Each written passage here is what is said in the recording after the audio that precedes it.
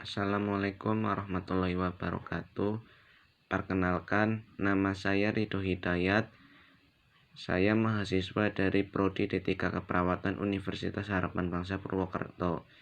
Di sini saya akan mempresentasikan kerangka proposal asuhan keperawatan ketidakseimbangan tekanan darah sistol dan diastol pada Tuan Y dengan hipertensi di RSUD X. Untuk yang pertama, bab 1 pendahuluan. Latar belakang masalah. Kesehatan merupakan salah satu kebutuhan manusia yang paling utama karena setiap manusia berhak untuk memiliki kesehatan. Kenyataannya tidak semua orang dapat memiliki derajat kesehatan yang optimal karena berbagai masalah, di antaranya lingkungan yang buruk, sosial ekonomi yang rendah, gaya hidup yang tidak sehat, mulai dari makanan, kebiasaan maupun lingkungan sekitarnya. Menurut Miskas 2013, gaya hidup sehat merupakan kebutuhan fisiologis yang hierarki, kebutuhan manusia paling dasar untuk dapat mempertahankan hidup, termasuk juga menjaga agar tubuh tetap bugar dan sehat serta terbebas dari segala macam penyakit. Penyakit yang sering muncul akibat gaya hidup yang tidak sehat, salah satunya yaitu hipertensi. Hipertensi adalah suatu keadaan di mana seseorang mengalami peningkatan tekanan darah di atas normal yang dapat mengakibatkan angka kesakitan, mortalitas, dan angka kematian mortalitas. Hipertensi berarti tekanan darah di dalam pembuluh darah sangat tinggi, yang merupakan pengangkut darah dari jantung yang memompa darah ke seluruh jaringan dan organ-organ tubuh. Setiap peningkatan 20 mmHg tekanan darah sistol dan 10 mmHg tekanan darah diastol dapat meningkatkan risiko kematian akibat penyakit jantung iskemik dan stroke. Terkontrolnya tekanan darah dapat menurunkan risiko kematian, penyakit kardiovaskuler, dan stroke.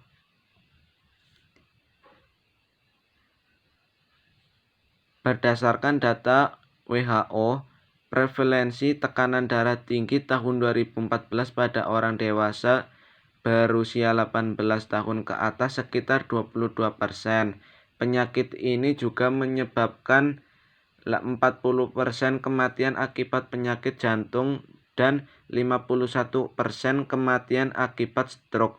Selain secara global, hipertensi juga menjadi salah satu penyakit yang tidak menular yang paling banyak diderita masyarakat Indonesia, sekitar 57,6% di dalam Juniati et al. 2019.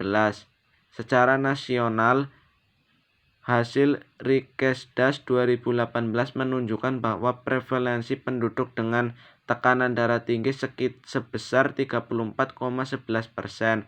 Prevalensi tekanan darah tinggi pada perempuan 36,85%, lebih tinggi dibanding dengan laki-laki 31,34%. Prevalensi di perkotaan sedikit lebih tinggi, sekitar 34,43% dibandingkan dengan perdesaan 33,72%. Prevalensi semakin meningkat seiring dengan pertambahan umur, menurut Kemenkes RI 2019.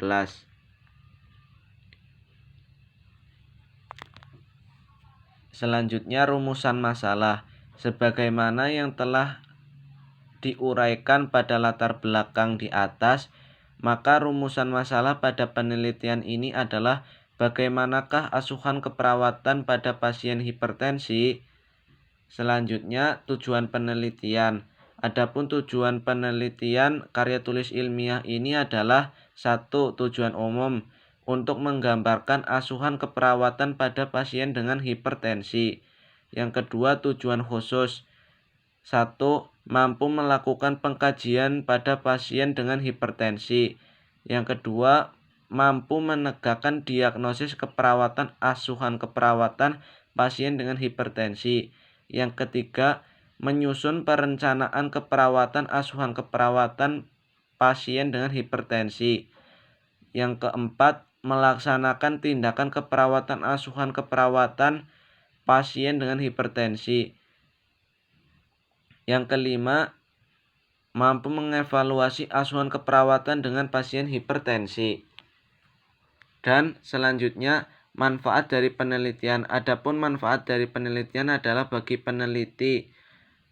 Manfaat bagi peneliti adalah agar peneliti dapat menegakkan diagnosa dan intervensi dengan tepat untuk pasien dengan masalah keperawatan pada sistem peredaran darah, khususnya dengan pasien yang mengalami hipertensi, sehingga perawat dapat melakukan tindakan keperawatan dengan tepat. Yang kedua, bagi tempat penelitian. Hasil penelitian ini diharapkan dapat memberikan masukan atau saran dan bahan dalam merencanakan asuhan keperawatan, sehingga pihak rumah sakit dapat meningkatkan penanganan asuhan keperawatan pada pasien dengan hipertensi. Yang ketiga, bagi perkembangan ilmu keperawatan.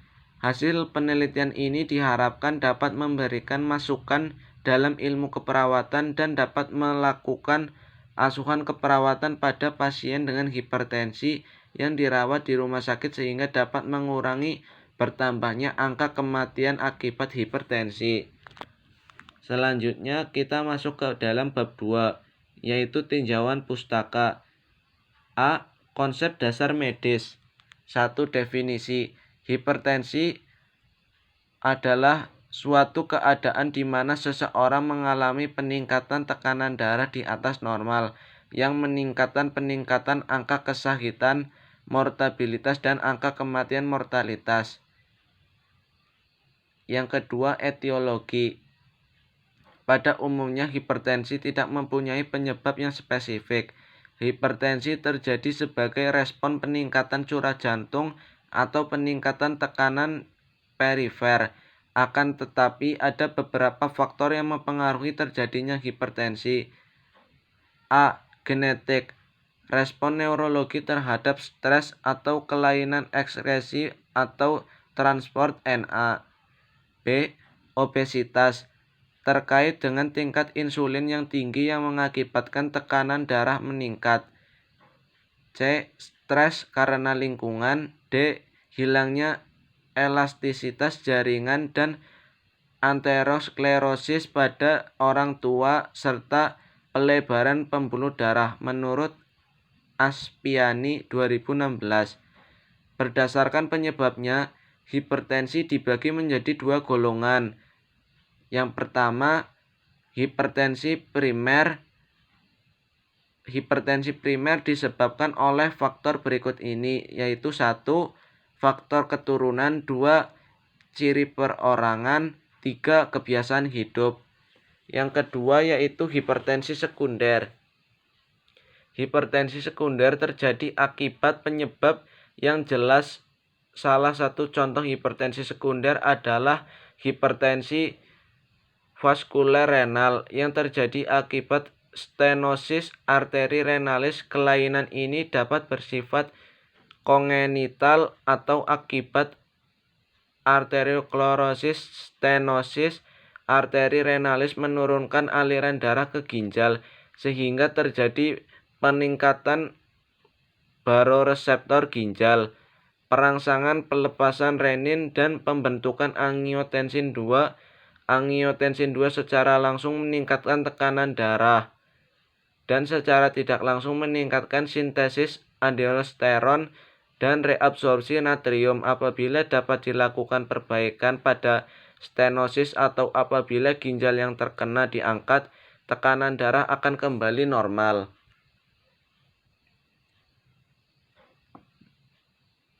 Lanjut, yang ketiga yaitu manifestasi klinis. Pada umumnya penderita hipertensi esensial tidak memiliki keluhan. Keluhan yang dapat muncul antara lain nyeri kepala, gelisah, palpitasi, pusing, leher kaku, penglihatan kabur, nyeri dada, mudah lelah, lemas, dan impotensi. Nyeri kepala umumnya pada hipertensi berat dengan ciri khas nyeri regio oksipital terutama pada pagi hari. Anamnesis identifikasi faktor resiko penyakit jantung, penyebab sekunder hipertensi, komplikasi kardiovaskuler, dan gaya hidup pasien. Lanjut yang keempat yaitu klasifikasi. Secara klinis, hipertensi dapat diklasifikasikan menjadi beberapa kelompok, yaitu optimal dengan tekanan darah sistol kurang dari 120 dan diastol kurang dari 80 mmHg. Seperti yang terlihat di tabel ini, klasifikasi. Lanjut patofisiologi. Mekanisme yang mengontrol konstriksi dan relaksasi pembuluh darah terletak di pusat vasomotor pada medula di otak. Dari pusat vasomotor ini bermula jelas saraf simpatis yang berlanjut ke bawah ke korda spinalis dan keluar dari glomula medula spinalis ke ganglia simpatis di toraks dan abdomen. Rangsangan pusat vasomotor dihantarkan dalam bentuk impuls yang bergerak ke bawah melalui sistem saraf simpatis ke ganglia simpatis. Pada titik ini, neuron preganglion melepaskan acetylcholine yang merangsang serabut saraf pasca ganglion ke pembuluh darah, di mana dengan dilepaskannya norepinefrin meningkatkan konstriksi pembuluh darah. Berbagai faktor seperti kecemasan dan ketakutan dapat mempengaruhi respon pembuluh darah terhadap rangsangan vasokonstriktor. Klien dengan hipertensi sangat sensitif terhadap norepinefrin, meskipun tidak diketahui dengan jelas mengapa hal tersebut dapat terjadi. Pada saat bersamaan ketika sistem saraf simpatis merangsang pembuluh darah sebagai respon rangsang emosi, kelenjar adrenal juga terangsang, mengakibatkan tambahan aktivitas vasokonstriksi medula adrenal menyekresi epinefrin yang menyebabkan vasokonstriksi korteks adrenal menyekresi kortisol dan steroid lainnya yang dapat memperkuat respon vasokonstriktor pembuluh darah. Vasokonstriksi yang mengakibatkan penurunan aliran darah ke ginjal menyebabkan pelepasan renin. Renin yang dilepaskan merangsang pembentukan angiotensin 1 yang kemudian diubah menjadi angiotensin 2. Vasokonstriktor kuat yang pada akhirnya merangsang sekresi aldosteron oleh korteks adrenal. Hormon ini menyebabkan retensi natrium dan air oleh tubulus ginjal, menyebabkan peningkatan volume intravaskuler. Akibatnya semua faktor tersebut cenderung menyebabkan hipertensi, menurut Aspiani 2016. Lanjut ke poin yang keenam yaitu pathway.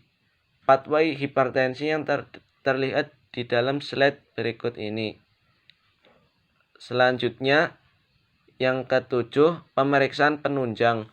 Pemeriksaan penunjang dapat dilakukan melalui beberapa cara. Yang pertama, laboratorium dengan cara 1. Pengecekan albuminuria pada hipertensi karena kelainan pankreas ginjal. Yang kedua, kreatinin serum dan BUN meningkat pada hipertensi karena pankreas ginjal dengan gagal ginjal akut. Yang ketiga, pengecekan darah perifer lengkap. Yang keempat, kimia darah, kalium, natrium, kreatinin, gula darah puasa. Pemeriksaan yang kedua yaitu dengan cara EKG. Dengan cara 1, hipertrofi ventrikel kiri. Yang kedua, iskemia atau infark miokard. Yang ketiga peninggian gelombang P. Yang keempat gangguan konduksi. Selanjutnya yang C, foto ronsen. Dengan cara satu, meronsen bentuk dan besar jantung nating dari iga pada koartraksi aorta. Yang kedua, pembendungan lebar paru. Yang ketiga, hipertrofi pankreas ginjal. Yang keempat, hipertrofi vaskuler ginjal. Menurut Aspiani 2016. Selanjutnya yang ke-8 yaitu komplikasi. Komplikasi dapat menyebabkan beberapa, yaitu yang pertama penyakit ginjal, penyakit jantung, yang kedua penyakit ginjal, yang ketiga gangguan pada otak, yang keempat gangguan pada mata, dan yang kelima kerusakan pembuluh darah arteri. Selanjutnya yaitu penata laksanaan. Tujuan deteksi dan penata laksanaan hipertensi adalah menurunkan resiko penyakit kardiovaskuler dan mortalitas serta morbilitas yang berkaitan. Tujuan terapi adalah mencapai dan mempertahankan tekanan darah sistolik di bawah 140 mmHg dan tekanan diastolik di bawah 90 mmHg dan mengontrol faktor resiko. Hal ini dapat dicapai melalui modifikasi gaya hidup saja atau dengan obat antihipertensi. Penata laksanaan faktor resiko dilakukan dengan cara pengobatan secara non-farmakologis, antara lain dengan cara 1. Pengaturan diet, 2. Penurunan berat badan, yang ketiga olahraga, dan yang keempat memperbaiki gaya hidup yang kurang sehat. Lanjut ke poin yang B, yaitu konsep asuhan keperawatan pada pasien hipertensi. Yang pertama yaitu pengkajian keperawatan, yang kedua diagnosa keperawatan. Diagnosa yang mungkin muncul pada pasien hipertensi yaitu A. Penurunan curah jantung berhubungan dengan peningkatan afterload. B. Nyeri akut berhubungan dengan peningkatan tekanan vaskuler cerebral dan iskemia. C. Kelebihan volume cairan. D. Intoleransi aktivitas berhubungan dengan kelemahan. C. Ketidakefektifan coping. F. Resiko ketidakefektifan perfusi jaringan otak. G. Resiko cedera. H. Defisiensi pengetahuan. I. Anisetas. Selanjutnya yang ketiga yaitu intervensi keperawatan. A. Manajemen nyeri. B. Pemantauan tanda vital. C. Manajemen hipervolemia. D. Manajemen energi. E. Edukasi kesehatan. F. Reduksi anisetas. G. Perawatan jantung. H. Pencegahan jatuh. Lanjut ke poin yang keempat yaitu implementasi keperawatan. Implementasi keperawatan merupakan melakukan tindakan yang sudah direncanakan dalam rencana keperawatan. Tindakan mencakup tindakan mandiri dan tindakan kolaborasi. Menurut Wartonah 2015. Yang poin yang kelima yaitu evaluasi keperawatan. Evaluasi adalah proses keberhasilan tindakan keperawatan yang membandingkan antara proses dengan tujuan yang telah ditetapkan dan menilai efektif tidaknya dari proses keperawatan yang dilaksanakan, serta hasil dari penilaian keperawatan tersebut digunakan untuk bahan perencanaan selanjutnya apabila masalah belum teratasi. Bab yang ketiga yaitu kesimpulan dan saran. Kesimpulannya yaitu hipertensi adalah suatu keadaan di mana seseorang mengalami peningkatan tekanan darah di atas normal yang penyebabnya dibagi menjadi dua golongan yaitu hipertensi primer esensial dan hipertensi sekunder. pada seseorang yang mengalami hipertensi dapat dilakukan dengan cara pengobatan secara non-farmakologis, antara lain yaitu dengan cara pengaturan diet rendah garam, diet tinggi kalium, diet kaya buah dan sayur. Yang kedua yaitu diet rendah kolesterol, yang ketiga penurunan berat badan, yang keempat olahraga, dan yang kelima memperbaiki gaya hidup yang kurang sehat seperti merokok. Saran yang pertama bagi klien atau pasien, diharapkan klien kooperatif dalam menjalani proses asuhan keperawatan yang diberikan, menjalankan pola hidup yang sehat untuk mencegah komplikasi lebih lanjut, serta diharapkan penderita hipertensi teratur melakukan kontrol tekanan darah sehingga meminimalisir kemungkinan komplikasi yang dapat terjadi. Yang kedua bagi keluarga, peran keluarga sangat penting dan dalam meningkatkan derajat kesehatan klien. Pada penata laksanaan hipertensi, keluarga berperan dalam memantau aktivitas selama proses diet, mengontrol makanan sesuai anjuran dokter, menerapkan pola hidup yang sehat, serta rutin memeriksakan tekanan darah pasien ke fasilitas kesehatan. Yang ketiga yaitu bagi peneliti. Hasil laporan ini diharapkan bisa menjadi gambaran dalam upaya memberikan asuhan keperawatan pada klien hipertensi dengan tepat. Peneliti selanjutnya diharapkan dapat menguasai konsep teori tentang penyakit hipertensi tersebut. Selain itu, peneliti juga harus melakukan pengkajian dengan tepat dan akurat agar asuhan keperawatan dapat tercapai sesuai dengan masalah yang ditemukan pada klien.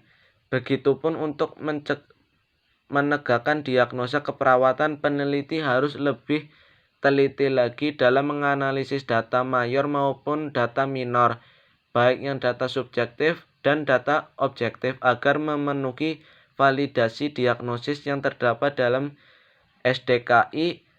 Pada intervensi keperawatan diharapkan merumuskan kriteria hasil sesuai dengan buku panduan SLKI.